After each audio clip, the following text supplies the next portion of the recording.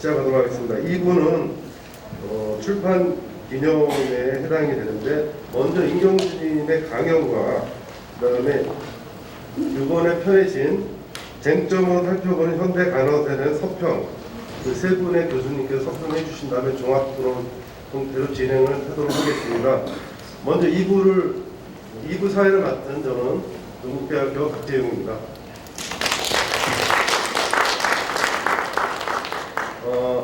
간단하게 임경수님 어떻게 보면 프로필이라고 해야 되나요? 아니죠.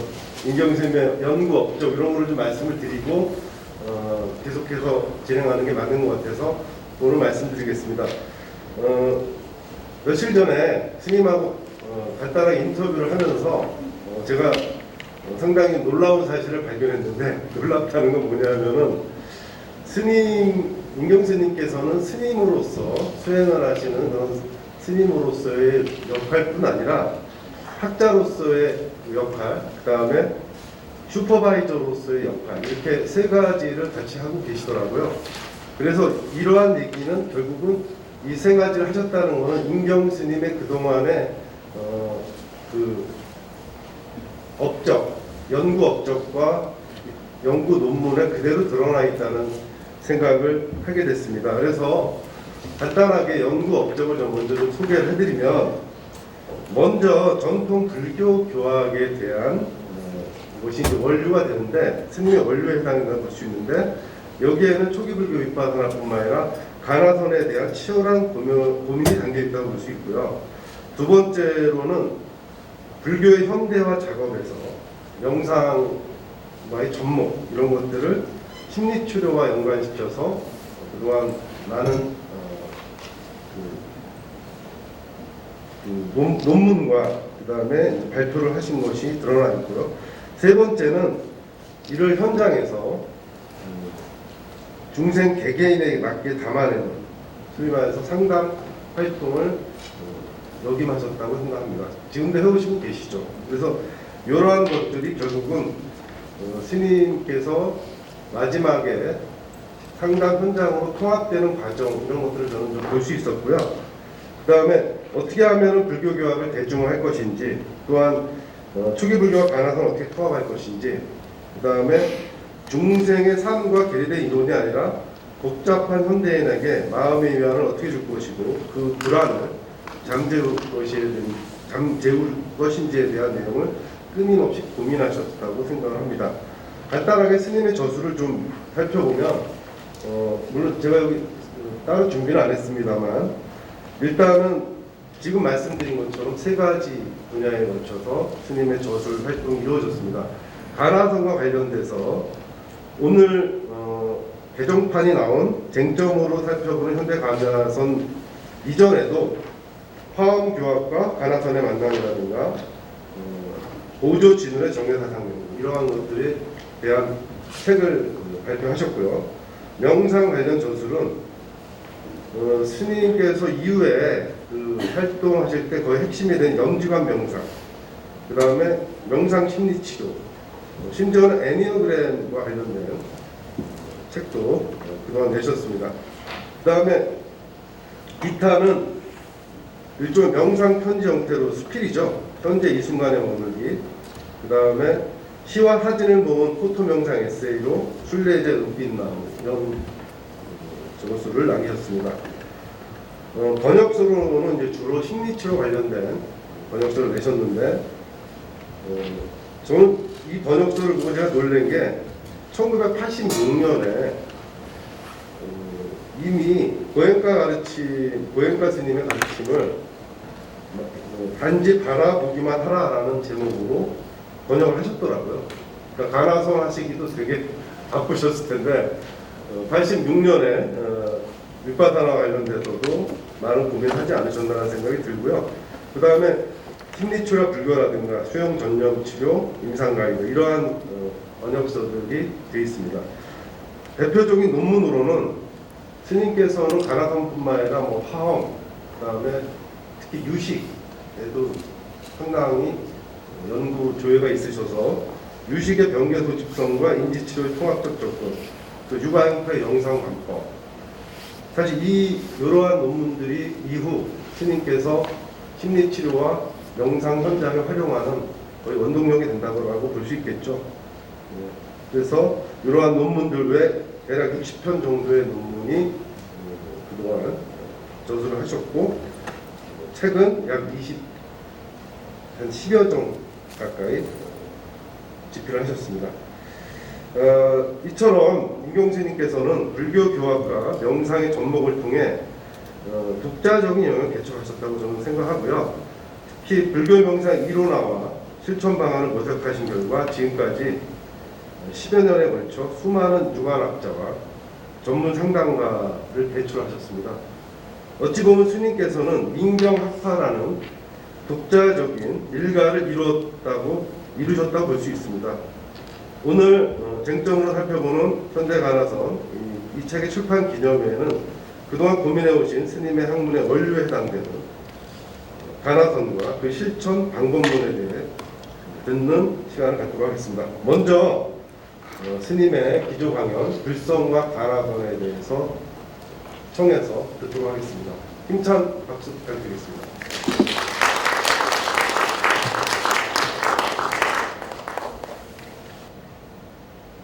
잘 들려요? 안녕하세요. 네, 반갑습니다. 네, 바쁘실 텐데 토요일이고 끝까지 함께 해주셔서 감사드립니다. 그리고 이것은 넘기는 것이 지금 연결이 안 돼 있어서 제가 고개를 뒤로 돌려면 다음으로 넘겨주시면 되겠습니다. 네, 불성과 가나선인데 불성은 이론적인 측면이죠. 그리고 가나선은 실천적으로 그 불성을 어떻게 체득할 건가, 이 부분이 불성과 가나선이고, 이번에 나온 책의 핵심 키워드 그 두 개만 고르라고 한다면 불성과 가나선, 한쪽은 심성에 관한 부분이고 그 심성을 어떻게 체득하고 인식할 건가 하는 부분이 간화선이 되겠습니다. 그런데 저는 간화선을 명상이 아니다 이런 주제가 있어요. 명상은 간화선은 참선이지 명상이 아니다 이런 주장이 있고, 근데 저 같은 경우는 간화선도 명상이다. 그래서 간화 메디테이션, 화두 메디테이션으로 번역이 된다. 그렇기 때문에 명상의 어원이 빨리 자나의 번역어가 메디테이션이잖아요. 그래서 참선은 중국으로부터 대륙 문화인 거고, 우리가 해방 이후에 메디테이션, 명상이 널리 유포된 것은 해양 문화로 들어온 것인데, 과거의 전통에 있어서는 육지로 많이 들어와서 참선이라는 용어고, 현대에는 명상이라는 용어가 더 잘 쓰고 있다. 그런데 이 두 문화가 우리한테 어울려져서 오늘날 어떤 사람은 명상을 더 쓰기를 좋아하고 어떤 사람은 참선을 더 좋아한다. 그래서 참선을 좋아하는 사람은 간화선은 명상이 아니다, 불성은 명상과 다른 영역이다 이렇게 말하시는 분이 있고, 근데 저 같은 경우는 간화선도 명상이라고 그렇게 저는 간주를 하고 그런 관점에서 명상을 이야기합니다. 그러면 명상이란 무언가라고 정의했을 때 일반적으로 심리치료나 초기불교 전공에서는 명상이란 그 non-judgment이 판단을 멈추고 이 순간 이곳에서 분명하게 자각하는 건데, 무엇을 자각하느냐? 앉아있는 거, 내 마음속에 일어나는 생각이나 감정, 몸의 느낌들, 이런 것들을 판단 없이 판단을 하기 때문에 옳다 그르다, 좋다 나쁘다 이걸 분별하기 때문에 스트레스를 받고, 스트레스로부터 벗어나기 위해서는 판단 없이 있는 그대로 수용하고 자각하는 것이다. 이렇게 정의를 하곤 해요. 여기서 수용이라는 말은 심리치료에서 모든 내담자들은 회피한다는 거죠. 내담자나 스트레스나 임상 상황에서 환자의 고유한 특징은 직면하지 않고 자기 현실로부터 도망가려는 경향성이 있더라. 따라서 명상이 치유적 기제로서 작용하기 위해서는 수용해야 된다는 거고, 수용하면 몽롱해지고 잠들어 버리지 않느냐 이런 것을 방어적으로 하기 위해서 뭐예요? 자각하다, awareness. 예, awareness를 유럽이나 이쪽은 awareness를 더 잘 쓰고 미국 쪽은 mindfulness를 더 잘 쓰는 경향이 있어요. 그래서 첫 번째 정의는 그런 뜻이고, 그런데 대승불교에서는 대승의 불성과 가나선에서는 불성을 체득하는 게 가나선이기 때문에 여기서는 명상을 어떻게 정의하냐면 고요한 가운데 불성, 나의 진정한 나의 깨달음과 진정한 진아 이게 뭔가 부처님의 깨달음이 내 안에 있다고 전제하는데, 그렇다면 내 안에 있는 이 성품 불성은 무엇인가 이렇게 질문을 하고 참고하는 게 간화선입니다. 그러니까 간화선의 이론적 기반은 불성 사상에 있다는 거예요. 그러면 남방에서는 불성을 인정하지 않고 반대로 우리 북방 대승불교에서는 불성을 인정하고 이 불성이 무엇인가라고 퀘스천 마크를 던져서 하는 게 간화선이다. 이렇고, 그 다음에 내 안에서 부처를 만나는 것.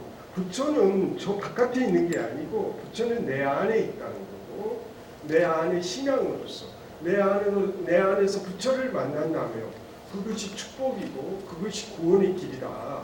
따라서 바깥에 있는 절대자가 아니고 내 안에서 부처를 만날 수 있다며 그것이 바로 나의 필생의 지금 이 꼴의 결정적인 버팀목이 될 수 있는 거죠.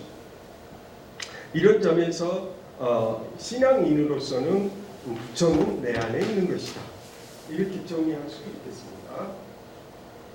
그러면 여기서 키포인트가 이제 불성하고 그러면 초기 대승불교에서는 불성인데 초기 불교에서는 불성을 인정하지 않는다고 그랬잖아요.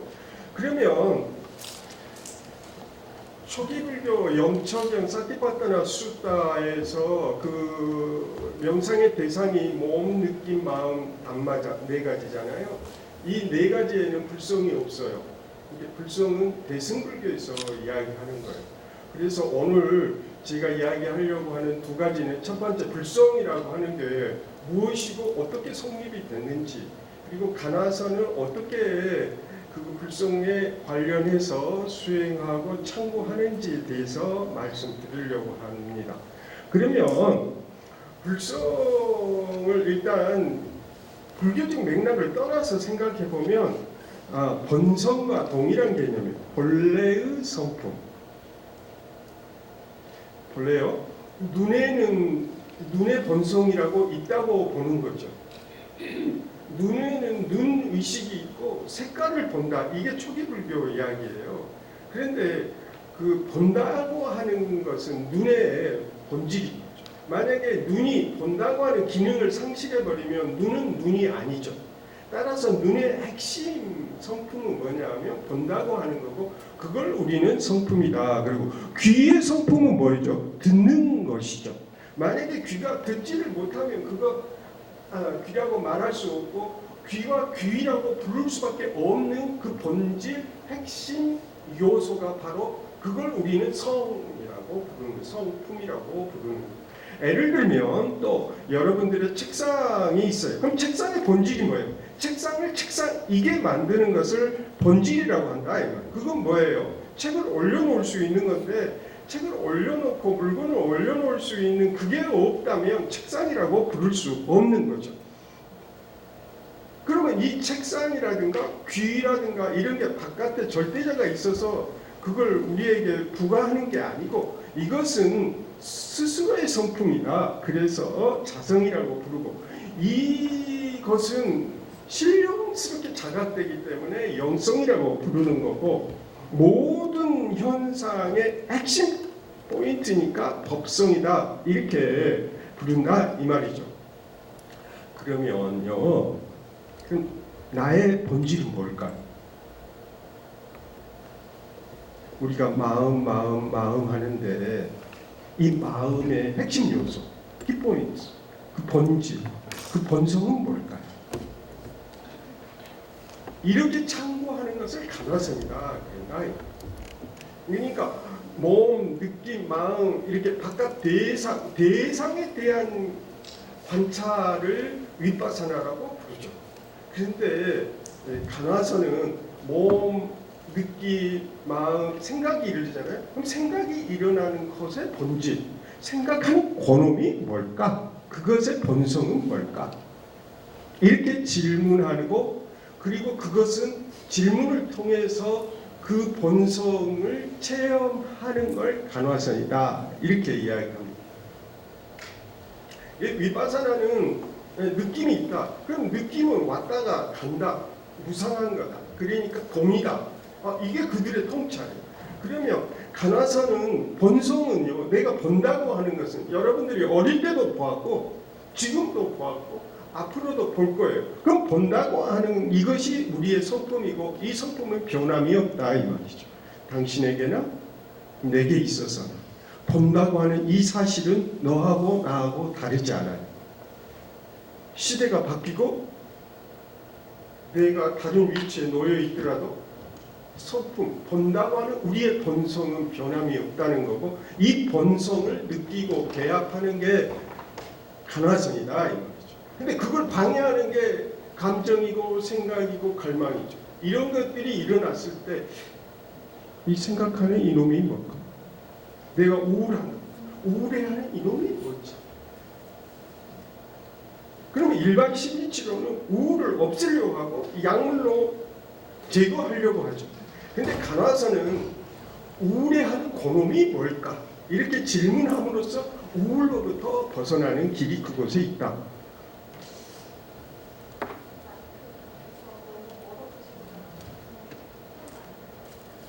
오케이. 네, 다음 장 넘겨주시죠. 네, 들고 갈까요?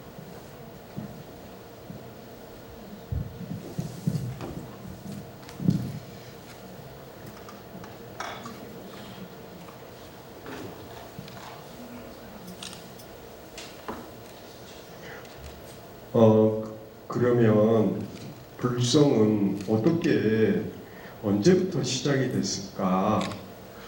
그 불성의 그 원류는 뭘까? 그것은 대승불교에서 원류하고 같은 건데, 부처님의 인멸이에요. 부처님이 돌아가셨어요.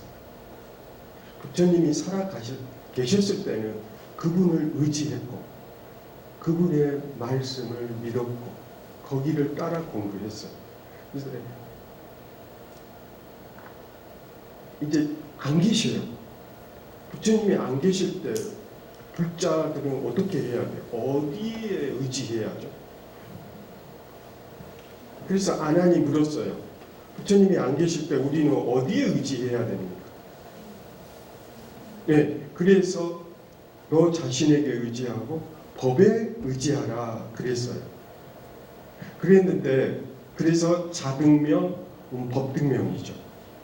근데 법등명은, 법에 의지하는 것은 부처님이 가시자 제일 먼저 했던, 제자들이 했던 것은 부처님의 말씀, 즉 담마, 법을 결집하는 거예요. 그래서 이 담마를 결집한 게, 이 전통을 개성한 게 남방불교입니다.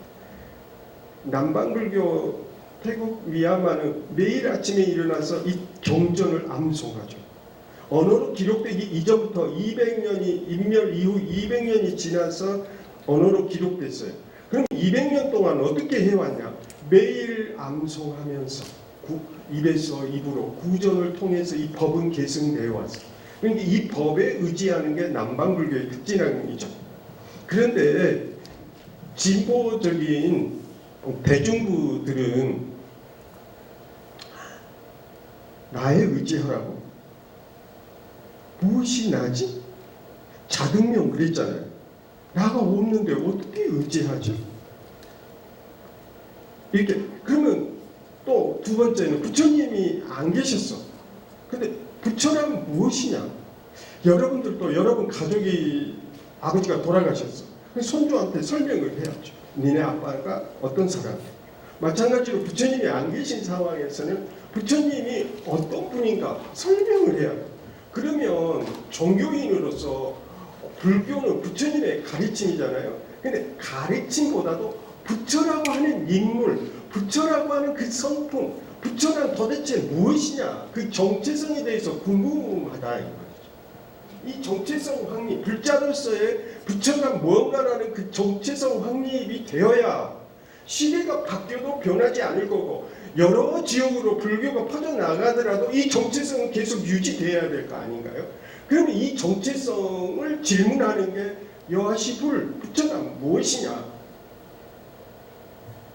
근데 이렇게 질문하는 일단의 젊고 진보주의적인 경향을 가진 이들이 있는데, 이들에 의해서 그 대승불교가 성립이 됐어요. 그러니까 대승불교의 핵심은 그리운 거죠. 부처님이 그리워요. 현재 안 계시지만 부처님이 그리워. 그리고 그 부처란 뭔가를 질문하게 되면서 이게 대승불교의 싹이고 이게 출발점이 된 거죠. 그 다음에 두 번째는 제가자 역할이에요. 출가자들은 대부분 경전이나 법에 의지했는데, 제가자들 있죠. 제가자들은 부처님이 돌아가시자 부처님 화장하고 남긴 사리와 뼈, 유골들을 그 부족국가 시대 8군데로 나누었어요. 그러면 국왕이나 또 귀족이나 일반 사람들이 그 유골을 모시는 불탑을 만들었어요. 그 불탑을 뭐라고 부르냐면 붓다 닷두라고 불러요. 저 닷, 여기 봐보세요. 붓다 닷두라고 부르죠. 붓다 닷두인데 저 닷두가 유골이라는 뜻이에요. 부처님의 붓다의 유골이죠. 이게 붓다의 유골은 곧 사리인 거죠.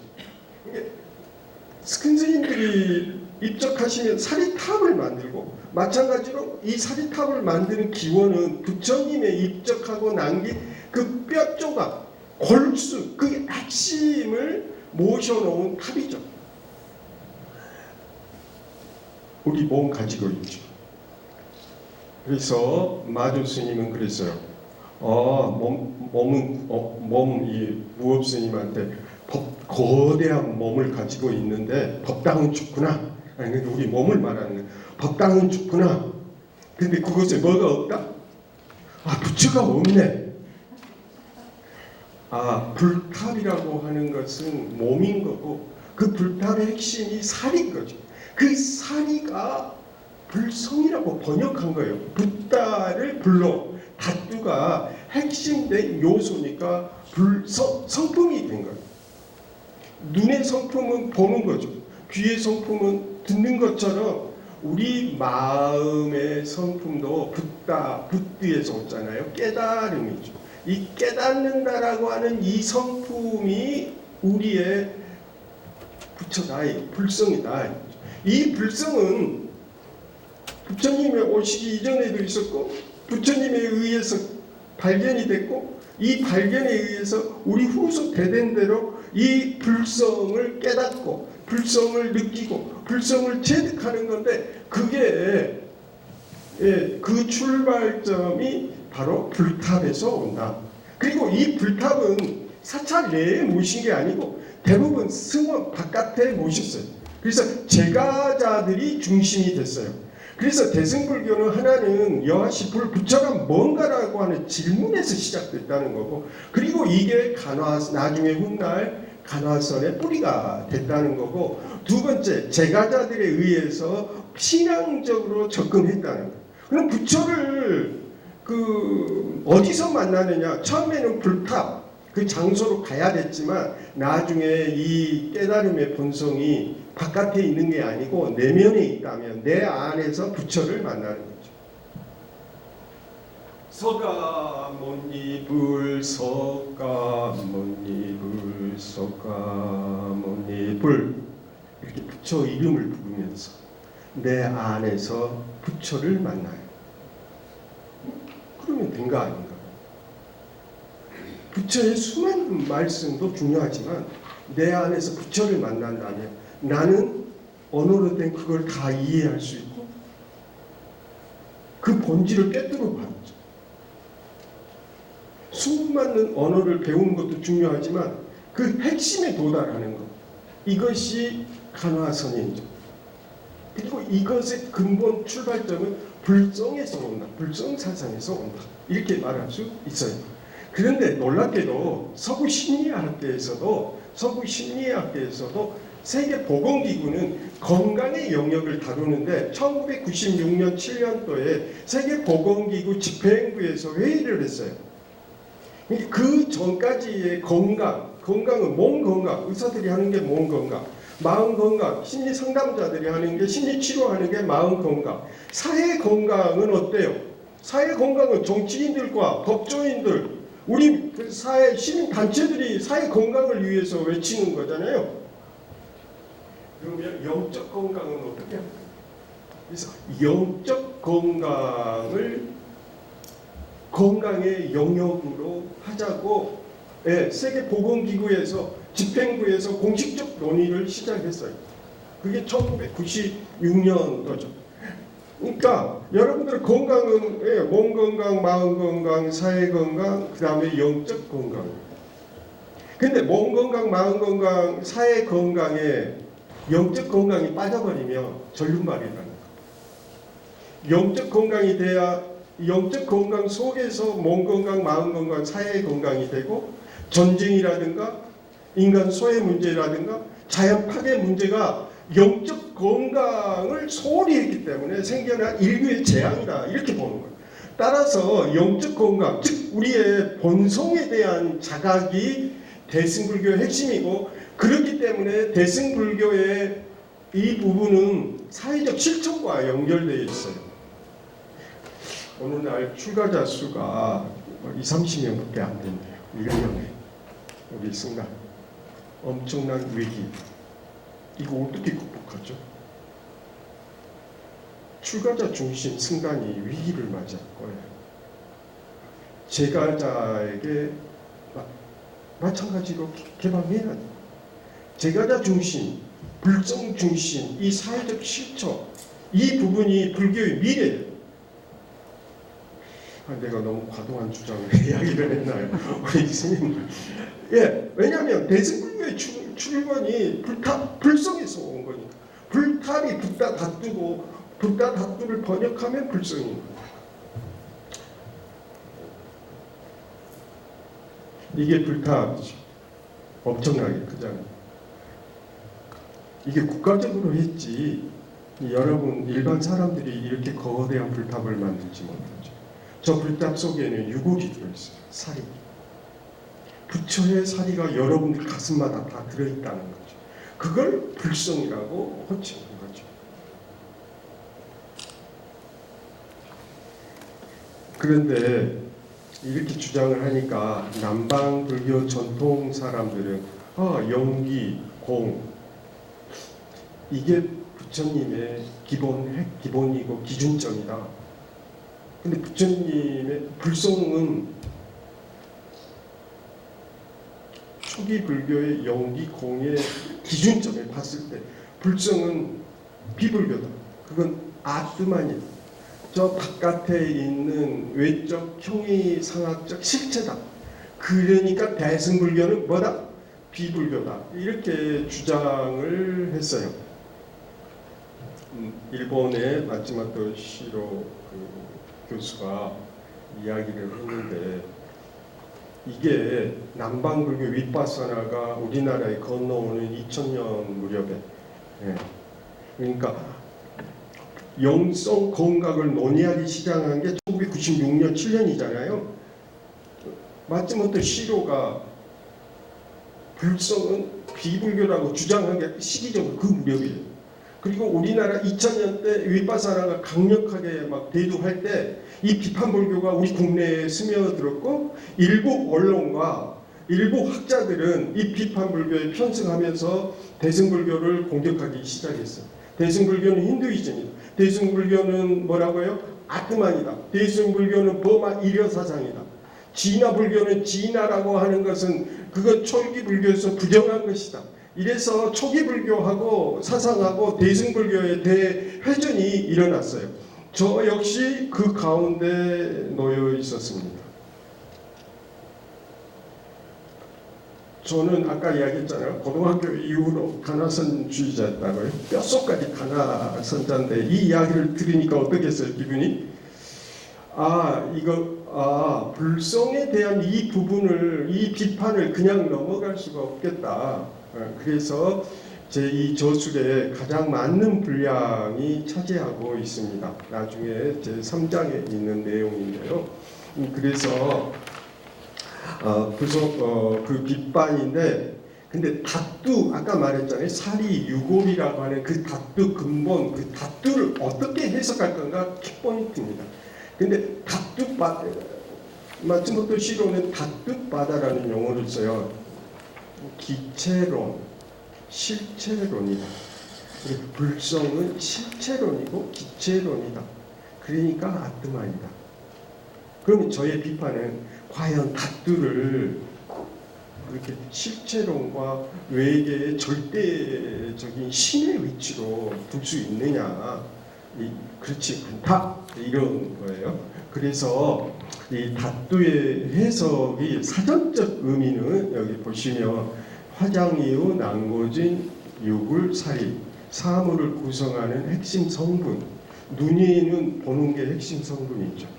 물은 어때요? 젓는 게 핵심 성분이에요. 불은 태우는 거예요. 불은 불인데 태울 수 없으면 불이 아니죠.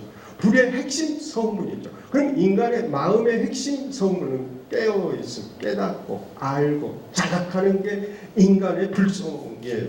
그렇기 때문에 그걸 성이라고 이렇게 번역을 한 거고, 그 다음에 마츠모토 시로는 마츠모토식 해석이라고 저는 부르는데, 불성을 아트만이나 형이상학적으로 해석하는 이런 것들이 근거가 어디에 있냐면요, 받치는 지층, 변화하지 않는 어근. 어근은 다른 동사들이 변하지만 어근은 변하지 않는 거잖아요. 그리고 지층은 뭔가를 올려놓고 받는 거잖아요. 그래서 실제론적으로 생각한다는 거고요. 그런데 네 번째가 여기 보실래요? 다투의 해석에서 네 번째가 18개하고 연기 이런 뜻도 있어요. 다투가 개로 번역되는데, 개는 인식을 할 때 어때요? 이 앞에 꽃이 있어요. 그럼 이것은 대상이고 눈을 통해서 봐요. 그러면 눈 의식이 있다는 거죠. 귀 의식, 코 의식이 있는 의식에 의해서 포착하는 걸, 이걸 접촉한다 그래요. 18개. 안입이 서신이 색성양 미처법. 안식, 이식, 비식, 서식, 신이 있어요. 식이 있는 거예요. consciousness인데, 불교에서 consciousness인데 생리학적으로 보면 세포죠. 세포, 뉴런인 거죠. 신경. 그래서 뇌 망막 뒤에 세포가 있고, 뭐죠? 뉴런이 있고, 그 뉴런에 의해서 뇌에 전달되잖아요. 이걸 개다 그러죠. 그러니까 여기 꽃하고 제가 이렇게 만나는 것은 연기죠. 이것이 있기 때문에 만나고, 이거 있기 때문에 이게 만나죠. 근데 이게 형이상학적으로, 실제론적으로 아트만처럼 브라흐만처럼 외부에 존재한 건 아니죠. 그래서 저기 한번 봐볼래요? 한 장 넘겨주시면요. 마츠모토 시로가 주장한 게 그거예요. 다투는 아트만이고, 이 다투로부터 담마 현상이 일어났다. 그러니까 불성이 있고, 불성으로부터 모든 그 현상이 일어났다. 이렇게 보는 거예요. 여러분 도덕경 보신 적 있나요? 도덕경은 폐허가 있어요. 골짜기. 하나에서 둘이 나오고 둘에서 셋이 나오죠. 근원적인 하나가 있대. 사주팔자. 사주 있기 전에. 그래서 근원적 하나가 있고 하나에서 나와. 이게 발생론적이고 기독교 어떤가요? 신이 하나가 있어. 그 신이 모든 걸 창조했다는 거. 이렇게 하는 건 발생론적.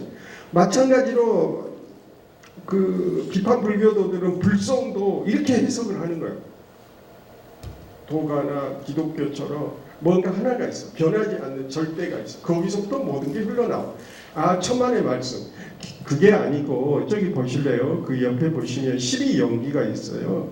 그리고 12연기에 다투가 있고 의식, 명색, 유깁이 있는데 의식은 컨셔스니스고 명색은 바깥 대상인 거고 유깁은 감각기관이죠.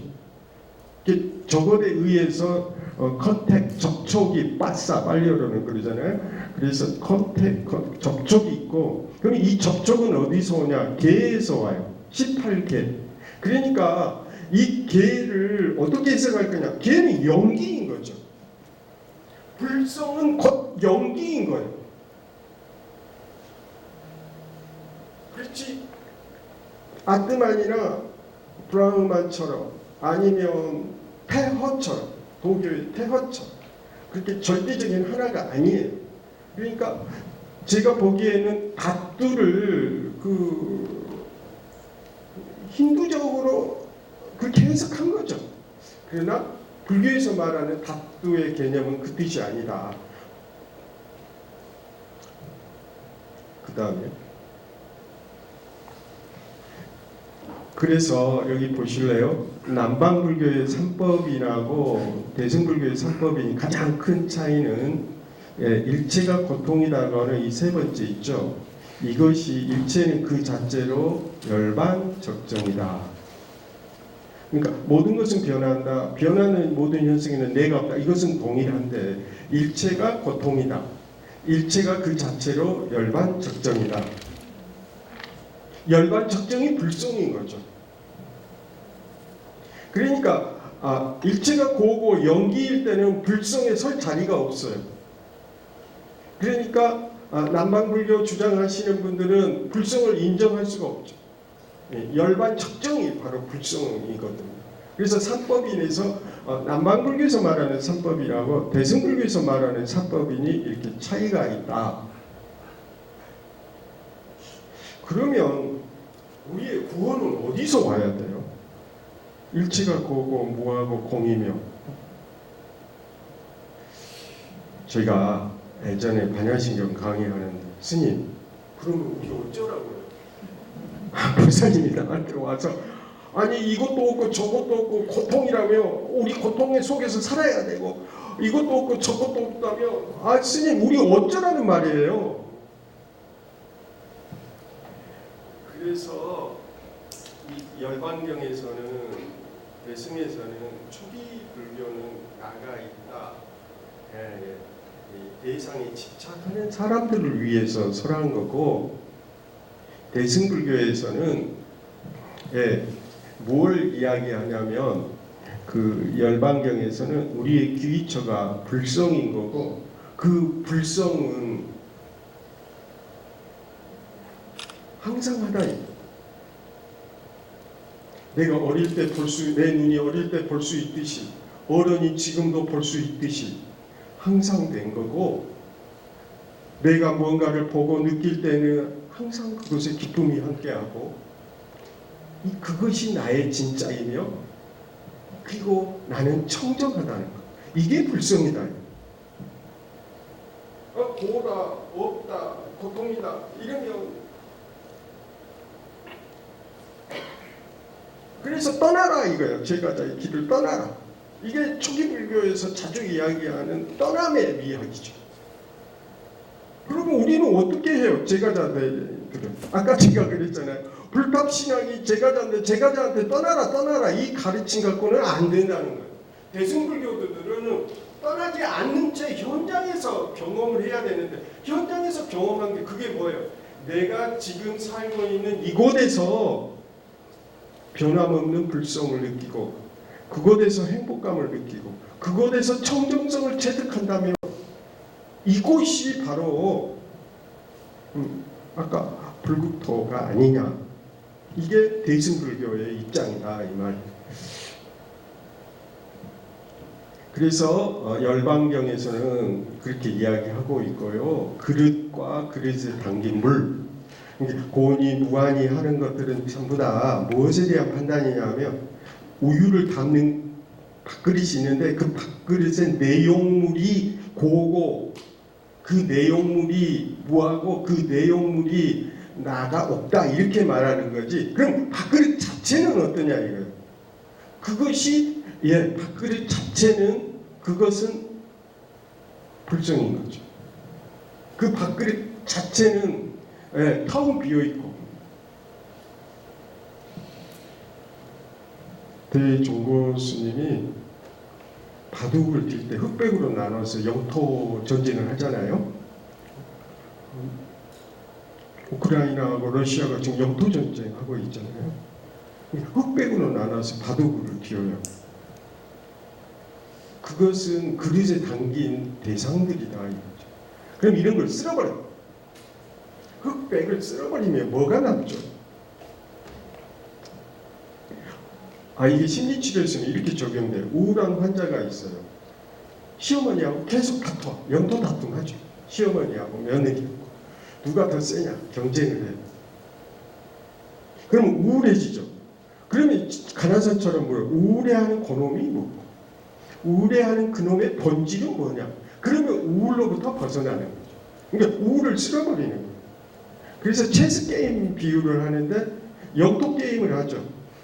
나는 귀족이고 너는 평민이며, 나는 시어머니는 그리고 며느리다. 그리고 계속 싸워.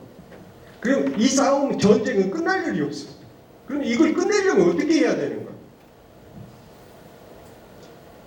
이렇게 전쟁하는 이놈이 뭐고, 이렇게 질문을 던진다.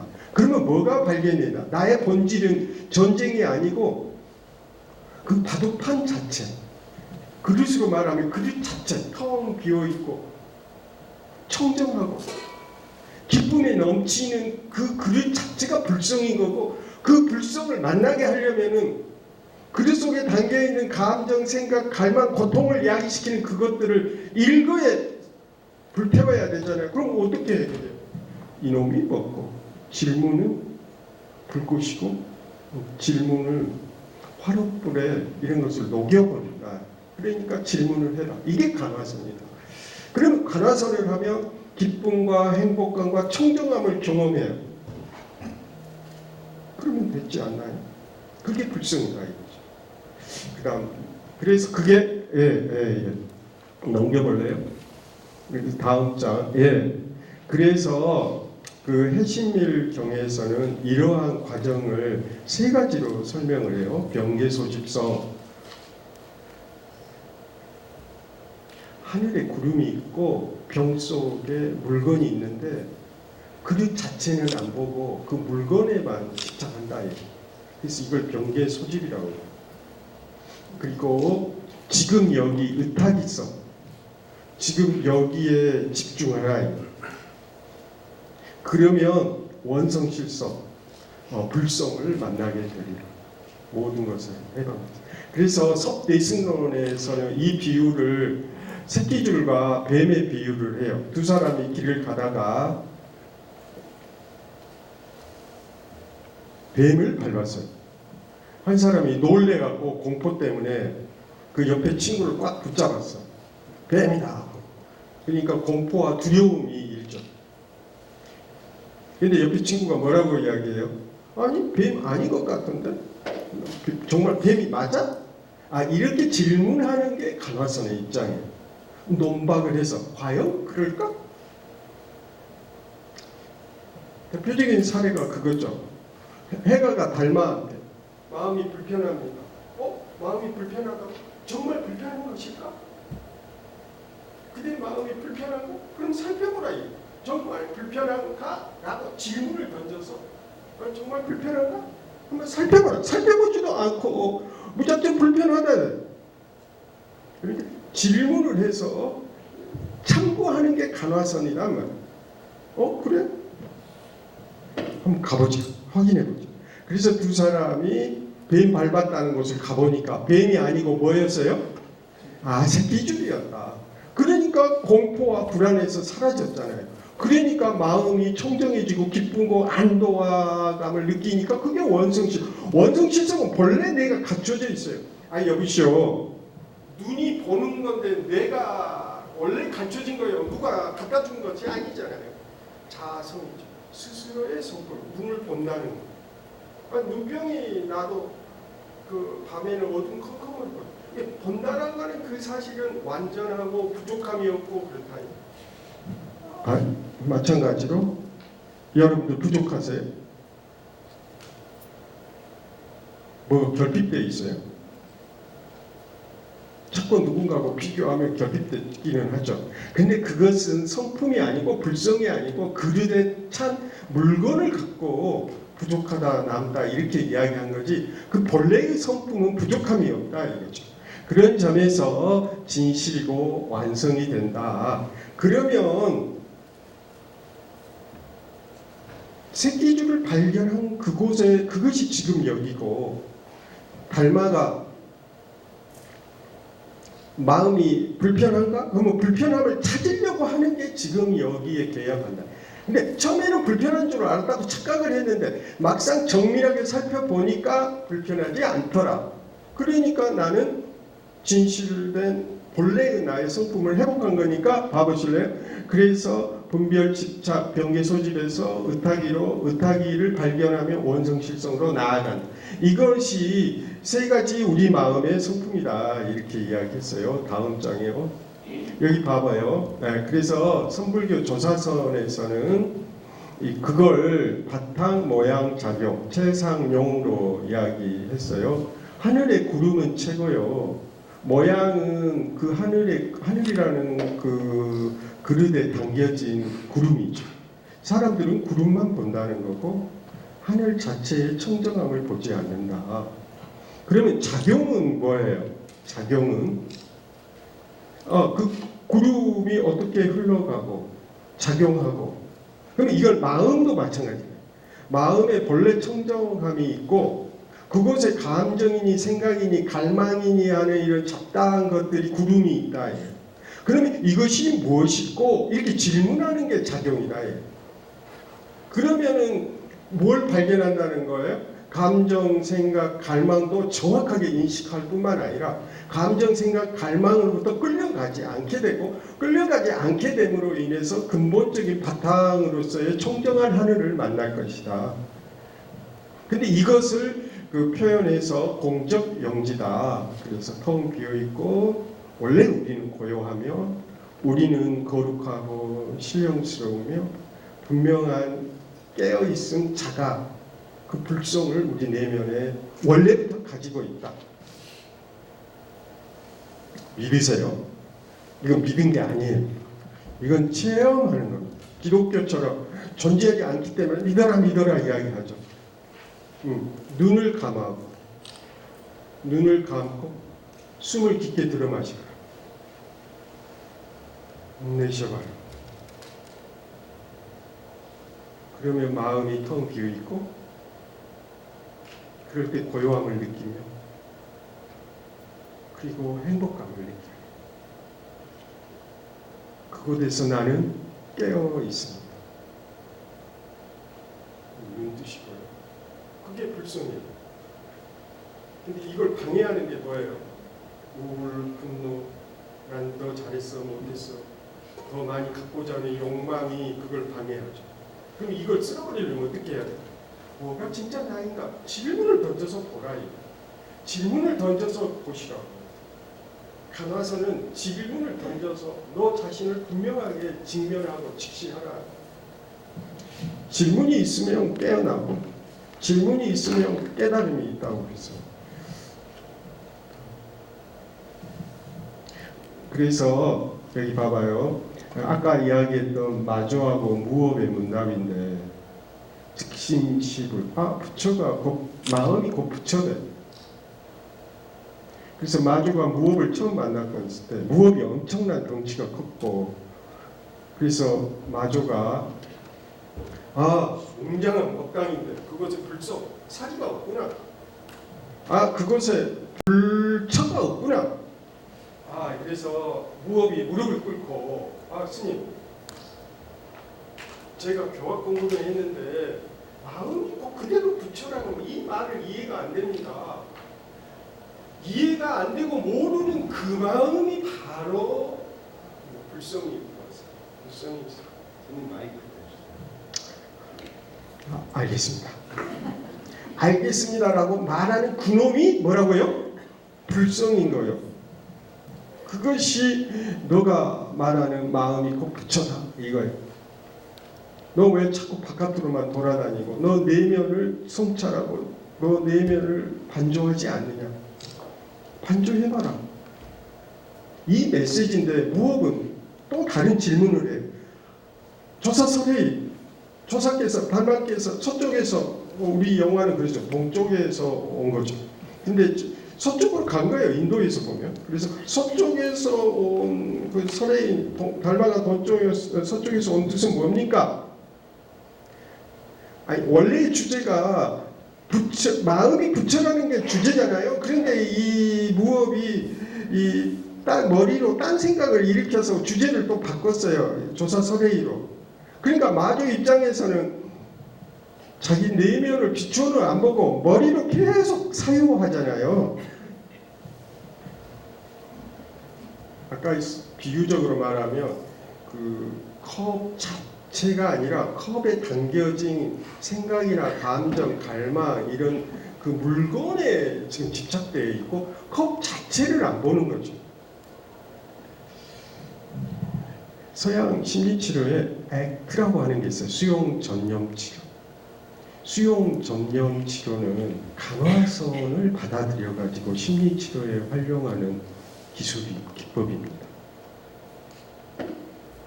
거기서 이렇게 이야기하고 있는 거죠. 그 자체를 보라. 자꾸 바깥에 끌려가지 마라. 그럼 심리 치료는 뭐예요? 바깥으로 끌려가는 그 마음을 내면의 바탕을 보도록 하는 게 심리 치료인 거예요. 다른 게 아닌 거죠. 그러면 질문을 어떻게 해? 상담자는 질문을 해줘. 아, 무엇이 진짜 너냐?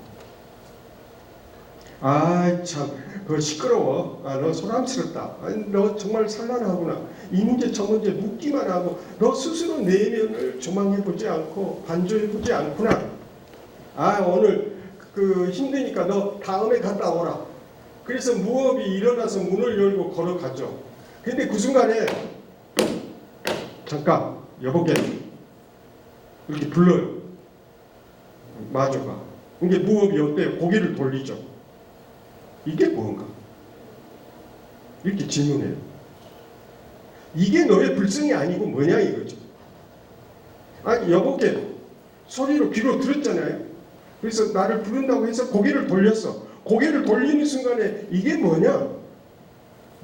고개를 돌리고 모른다고 하는 그놈이 바로 부처인데 너는 왜 자꾸 바깥으로만 끌려다니냐.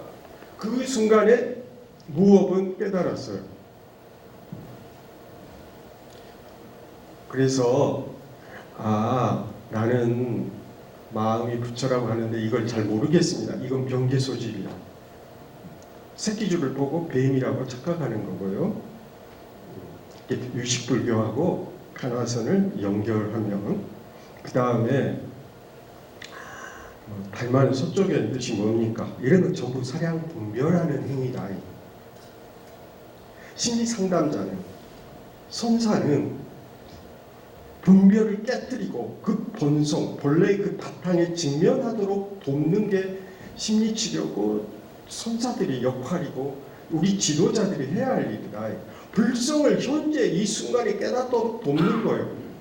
그래야 그곳에 구원의 길과 해탈의 길이 그곳에 있기 때문에.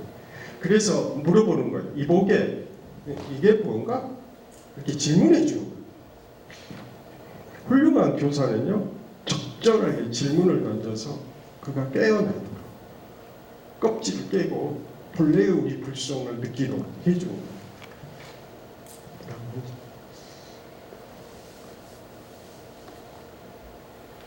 그래서 그러면 불성과 간화선인데 저는 간화선은 질문학이라고 쉽게 풀어서 이야기합니다. 자기의 근본적 성품에 대해서 질문하기. 여러분들이 지금 칠판을 보잖아요. 그러면 바깥 대상에 집착되어 있고 거기에 묶여 있죠. 그럼 질문해봐요. 본다고 하는 게 뭐지? 내 눈은 존재한가? 그럼 눈을 감아. 눈을 감고 본다고 하는 그것을 봐봐요. 그리고 제 소리를 듣잖아요. 소리를 듣는 그것을 들어봐요. 바로 그러니까 바깥에 대상이 끌려가는데 끌려가는 이놈이 무엇이고 이렇게 질문을 던지는 게 간화선이에요. 그럼 그곳에서 뭘 발견하죠? 그곳에서 이제 발견하게 되는데 그게 상나가죠. 기쁨이 있고 행복감 있고 청정감을 그곳에서 느낀다. 그러면 됐죠. 그래서 이 화두창구의 4가지 방식인데 첫 번째는 이렇게 할 수 있어요. 여기 그릇이 있어. 근데 감정이라는 과에 생각이라는 꽃, 갈망이라고 하는 탐욕이 이 그릇 안에 담겨져 있어. 근데 이 감정, 우울, 슬픔, 분노가 내 안에 차들어왔을 때 나를 지배해. 이럴 때 이 분노하는 이놈이 뭐? 이렇게 질문하는 게 간화선의 방식이에요. 그게 첫 번째 간화선 하는 방식이에요. 그러면 신수신법에서 느낌이 일어나잖아요. 윗바산에서 느낌 관찰한다고 그러잖아요. 우리 간화선은 어떻게 해요? 어깨에 통증이 있고 막 그것에 스트레스 받아. 그럼 스트레스 받고 통증을 느끼는 이놈이 뭐? 그렇게 하는 게 첫 번째고요. 인식하는 대상. 이것이 무엇인가 할 때 이것은 대상을 뜻하는 거. 두 번째는요. 인식하는 그거. 나라고 하는 그것이 뭘까? 청정도론에 의하면 행위는 있고 행위자는 없다. 이게 남방불교의 핵심 키워드거든요. 행위자는 아뜨만이잖아요. 행위는 담마거든요. 법은 있고 그 법을 행위하는 놈은 없다. 그러면 질문할 필요가 없죠. 그놈이 없는데 뭐 질문? 제가 고등학교 2학년 때 구산 스님한테 물었던 질문이에요. 아니, 생각이 있으니까 나가 있는 거 아닌가요? 생각이 없으면 나도 없죠. 생각하는 그게 나입니다. 내가 이렇게 반론을 스님한테 했어요. 그랬더니 스님이 뭐라고 한 거예요? 생각하는 그놈이 무언지 대답해버려요. 그리고 대답을 찾아서 나한테 편지해라. 이게 구산 스님과 제가 그 2년, 10년간의 2년의 첫 번째 그거거든요. 생각하는 그놈. 좋다 하고 슬프다 하고 기뻐하는 일상생활이 견문각지하는데 스님이 저를 정광이라고 불렀어요. 제 본명이 고등학교 때 본명이 정광입니다. 정자가요 깨끗할 정이고 광은 빛날 광이에요. 그게 불성이에요. 네, 불성은 깨끗하고 그 빛나요. 안 그런가요? 그런데 뭐 정광아 하고 부르면 예 하고 너 대답하잖아. 예 대답하는 그놈이 뭔지를 찾으래요. 그리고 편지해라. 고등학교 2학년 때 입시 공부해야 되는데 그거 찾으라고 힘들었어요. 어쨌든 그래서 간화선은 나가 있다라는 믿음을 가진 사람한테는 강력하게 너가 있다고? 그럼 그게 뭔지 찾아라. 내가 제대로 걸렸죠. 뭐에 걸렸어요? 거기 구산스님이 던진 이 값에 제가 제대로 걸려가지고 제가 반발을 했거든요. 근데 제가 그 고등학교 때부터 질문하기를 좋아했나 봐. 그때도 질문을 했는데 3일암에서 그 5개 법문을 했는데 1시간 넘게 했어요. 근데 한 번도 무릎 꿇고 앉은 이 고등학생이 무릎이 얼마나 아팠겠어요. 막 무릎이 막 달아날 듯이 아파요. 그래도 궁금한 걸 못 참겠다. 그래가지고 반말로 아니 스님 그때 당시 제가 고등학교 2학년 때 저 철학 공부했거든요. 그때 열심히 읽는 책이 데카르트 공부 열심히 했습니다. 학교 공부보다도 철학 공부 열심히 했는데 데카르트 생각한다. 고로 너가 존재한다. 아니 근데 스님 말씀 드리니까 그거 아닌 것 같아? 아니 그래서 내가 이게 안 해주겠죠. 아니 스님 생각하니까 저희가 존재한 거 아닙니까? 이렇게 질문을 딱 했는데 뭐라고? 생각하는 고놈을 알래. 생각하는 고놈을. 그런데 제가 좀 똑똑하게 보였나 봐. 그래서 너가 똑똑하다면 진짜 똑똑하다면 나를 아는 게 똑똑하지 지식을 자랑하는 게 똑똑한 거 아니다. 그러니까 너가 생각하는 고놈을 찾아라. 고놈을 찾아서 뭐 해라? 편지를 해라. 아니 이렇게 개인적인 이렇게 사사와 개인적인 전공을 여러분들 어때요? 받아보셨나요? 아니 여러분들이 리더자고 심리 상담자라며 이런 거 해주신 거죠. 그렇게. 네. 그리고 이제 세 번째는 주객을 떠난 성품, 본래적 성품, 불성. 대승불교다 특히 여하십을 뭐가 부처냐? 아 부처가 돌아가셨어. 그럼 뭐가 부처지? 이렇게 질문할 만하잖아요. 이게 부처의 본질은 뭘까?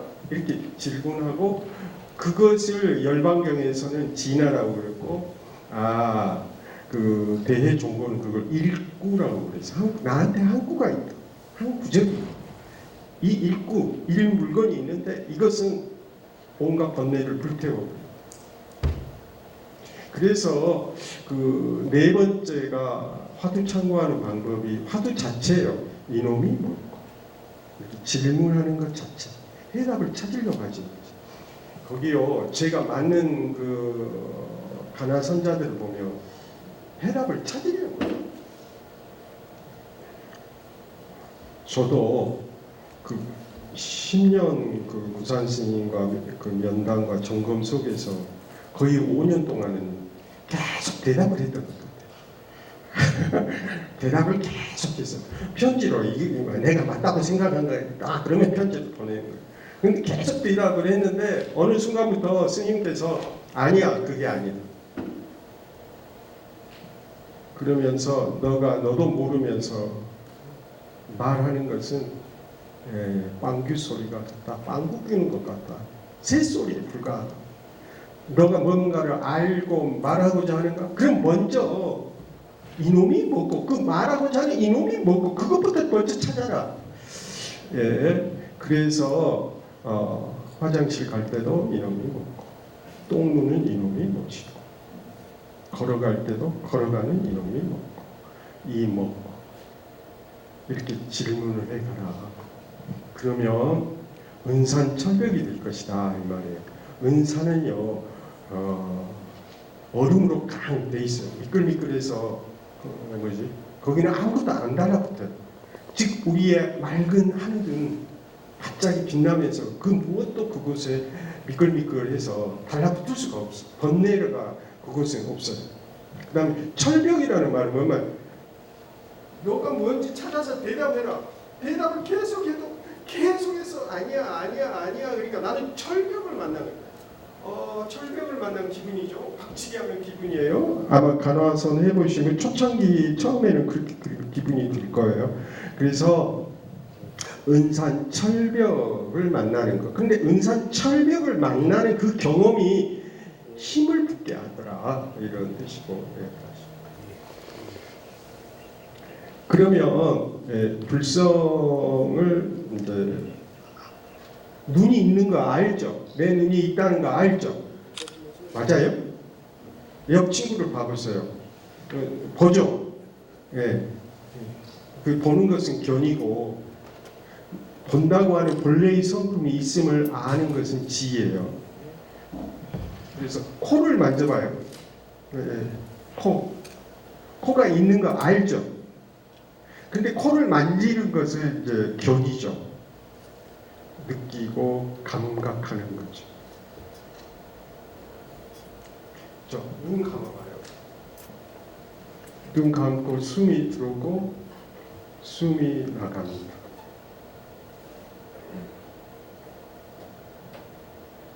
호흡이 그곳에 있음을 나는 알고 있어요, 이미. 그렇지만 숨이 들어오고 숨이 나가는 것은 현재 보고 있는 거죠.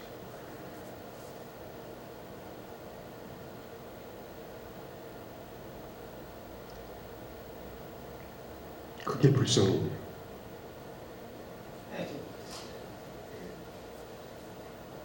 불성 만나고 그게 붙여요. 얼마나 손쉬운가요?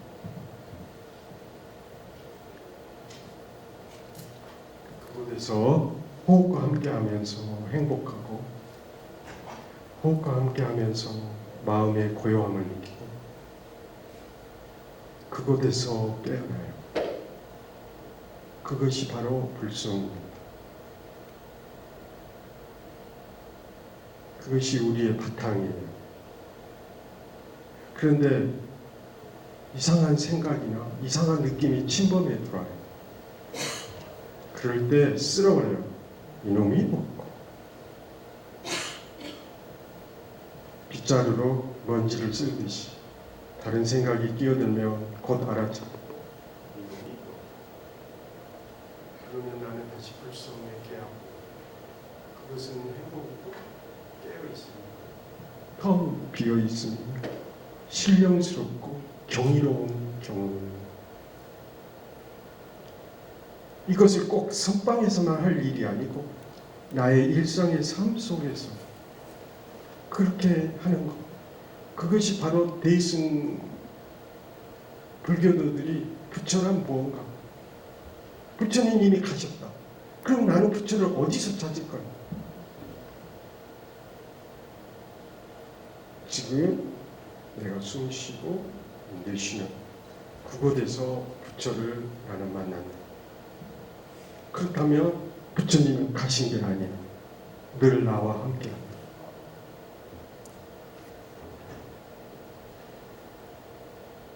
이런 뜻이고요. 감사합니다. 이걸로 마치겠습니다.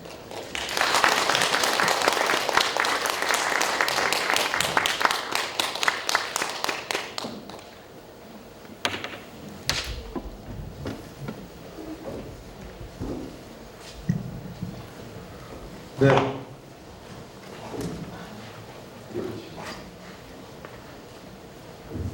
네,